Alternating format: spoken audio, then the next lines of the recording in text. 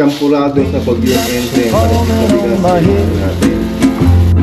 And just like the guy whose feet are too big for his. Pag kumukulo na siya, haluin lang natin siya. Huwag yung titigilan ng halo kasi baka dumikit siya dun sa ilalim. Tapos yung chocolate powder natin, titimplahin natin siya sa malamig na tubig. Sa malamig na tubig mo nga lang siya ilagay, oh. Ang hirap matunaw. Eh di lalo na kung sa mainit mo siya ilalagay.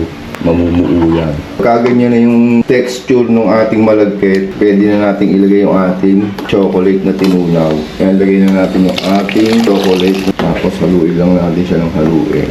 Mamaya lalapot pa yan. Brown sugar, konti lang. Halo lang ng halo para hindi siya dumikit sa ilalim.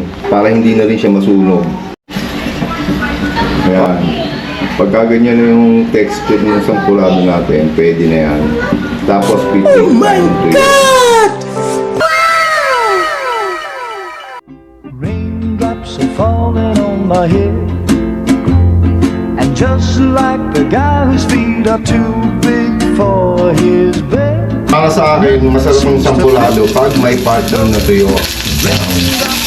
Baliktad na lang natin itong mga to.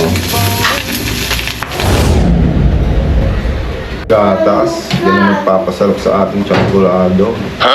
Yun.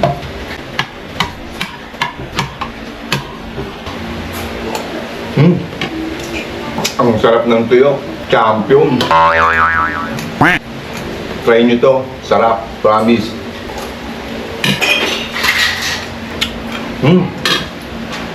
Champion talaga.